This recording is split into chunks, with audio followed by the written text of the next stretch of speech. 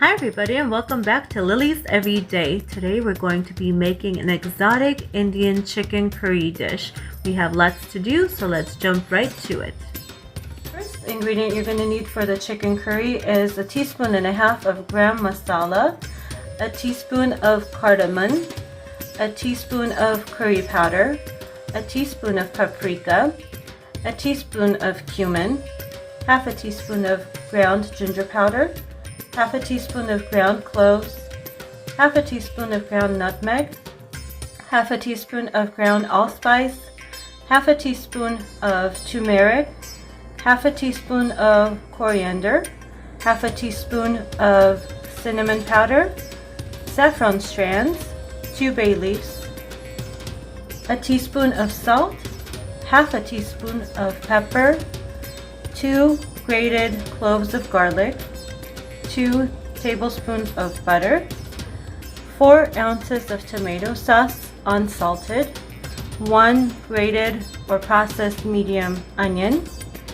some vegetable oil, and we're going to be needing chicken drumsticks, which I have scored 3 ways to better have the taste marinated in the stew.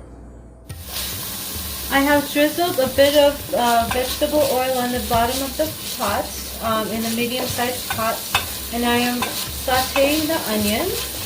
And while this sautés, we're going to salt and pepper the chicken drumstick so it's ready to go in the stew. We'll be right back. The onions are sweating. We're going to salt the onions a little bit, and this is going to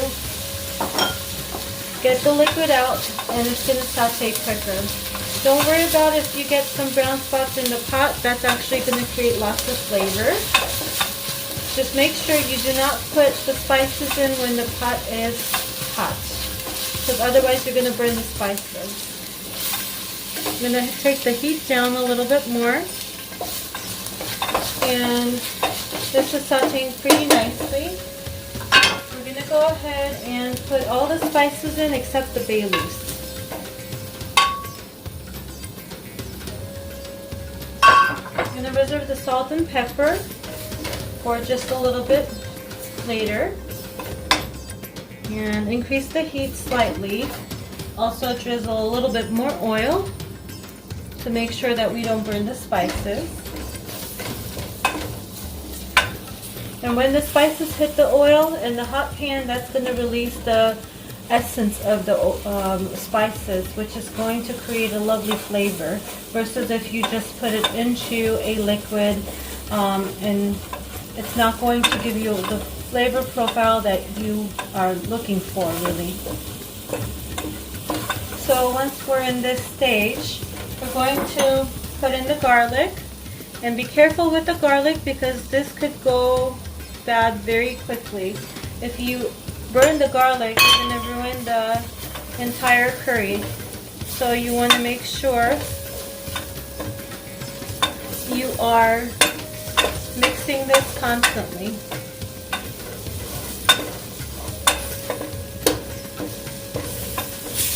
There we go. Like so. And now we're going to go ahead and put the tomato sauce in here.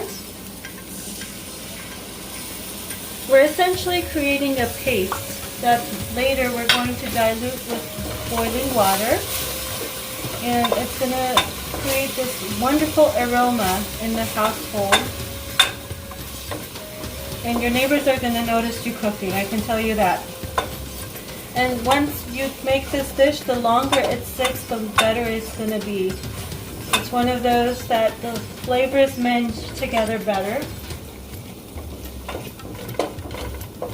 So now that we have the spices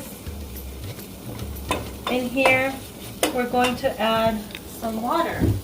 Boiling water. I'd say about 4 to 5 cups, depending on how much meat you're putting in here and how concentrated of a flavor you want the curry to be,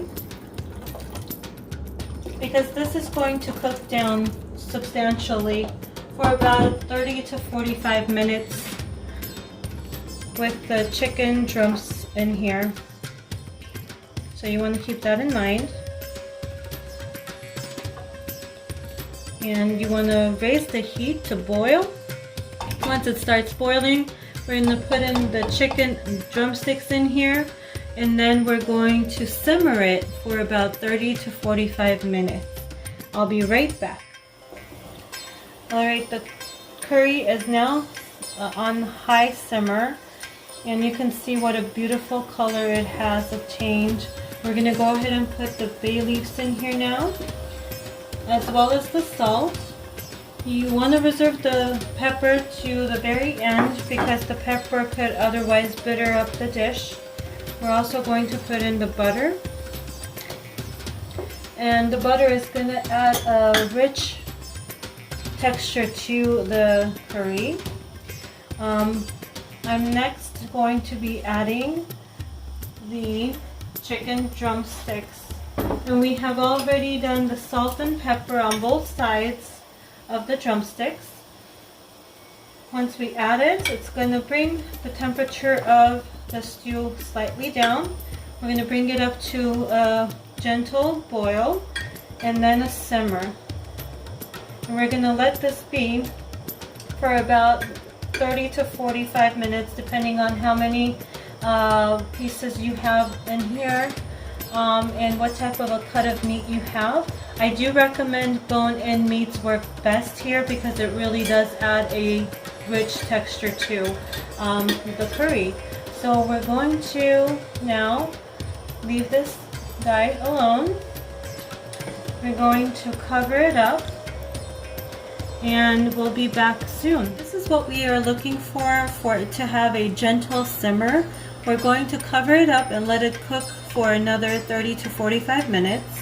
And at that time when it cooks and it's completely cooked through, you want to taste the curry and see if you want to add any more of the spices or not. Since we've already added the essentials of the spice oils into the curry, then you can really bring up any notes that you want. Such as if you like more gram masala, you can put more gram masala. If you want more cinnamon, you can put in more cinnamon. It's really up to you. And we're going to go ahead and let this do its thing and come back and show you the presentation. And here we have the chicken curry. I hope you guys try this recipe at home. Comment below if you do. Thank you all so much for watching. Hope to see you soon again.